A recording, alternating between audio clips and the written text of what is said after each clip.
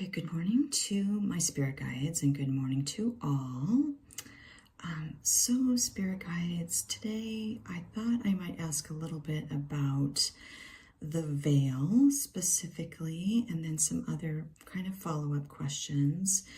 So is there an actual veil? I know we use that term metaphorically sometimes, at least I do, but I wondered, is there an energetic veil that covers something, either us or the earthly experience, that prevents us from understanding our true nature as divine beings? Yes, that is a huge yes. Okay, so can you provide any insight into what exactly that veil is?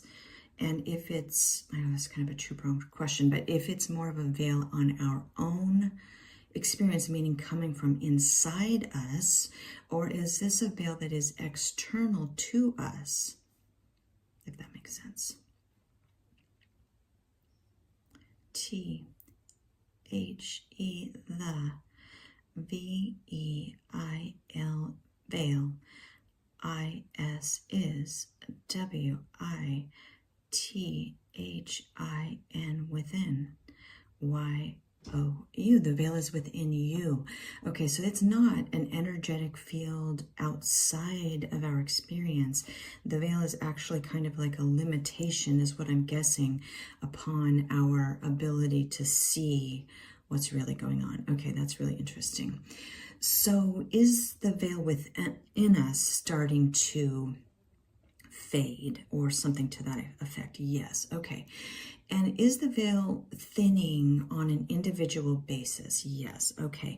And what are the factors that cause the veil to thin more for some than others? Y-O-U-R, your, A-B-I-L-I-T-Y,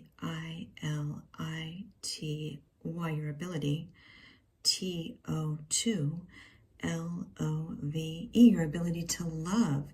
Okay, so for those who are having some struggles, letting go of maybe traumas, maybe fear, maybe unable to forgive those, including themselves, that prevents them from the veil lifting within them to understand the love around them. Would that make sense, or is that a good way to describe it? Yes. Okay. F-O-R-4, T-H-O-S-E, for those, W-H-O, who, A-R-E-R, O-N, on, A, K-A-R-M-I-C, karmic, J-O-U-R-N-E-Y, journey, for those who are on a karmic journey. So in other words, for those who are still working out the lessons to be learned in this experience, they will not see, the veil will not lift for them, or they will not see from within the true nature of reality. Okay, that's fascinating. Okay, so in other words, one person might take a look at something and then see something completely different than another person based upon their own lessons and karmic journey. Okay, that's fascinating. Okay, all right, and I know that some are talking about timelines diverging, and I wonder if that again is coming from within us, because it seems like everything really is coming from within us. So are timelines diverging at this time? Yes. T-H-E, the, E-A-R-T-H, earth, I-S is, A-S-C-E-N-D-I-N-G, ascending, I-N, in, F-R-E-Q-U-E-N-C-Y.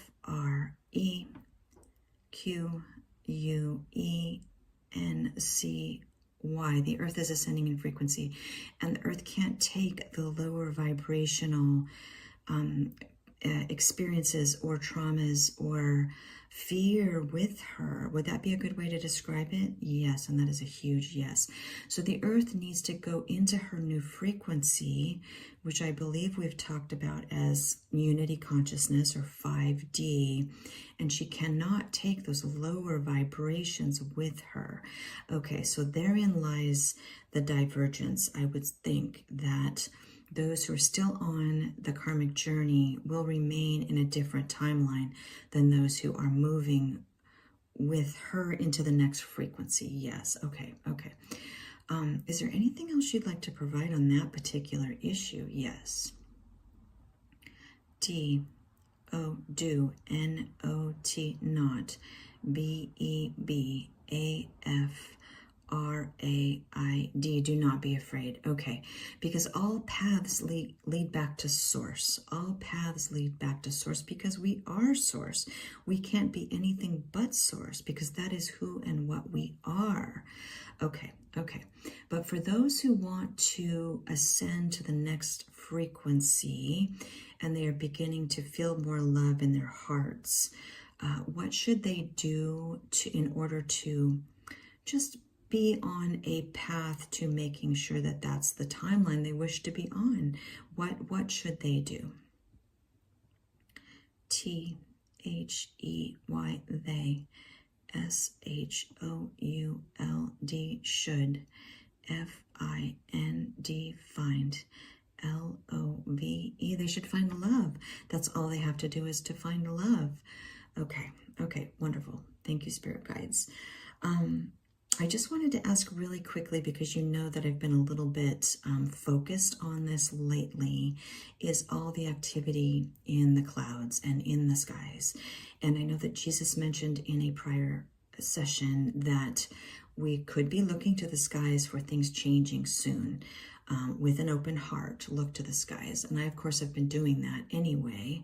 But I am seeing so many faces and so many beings right in the clouds. They're just so visible to me, and I'm wondering, these are not visible to everyone, no, and it's because I guess maybe I'm more connected to the divine realms at this time, and so they will begin to see maybe what I am seeing, which is not scary, I might add. It's not frightening at all. It's actually fascinating and beautiful.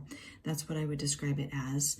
So for those who begin to vibrate into a higher level of consciousness, they may be able to see some of these things I'm seeing now. Would that be accurate? Yes.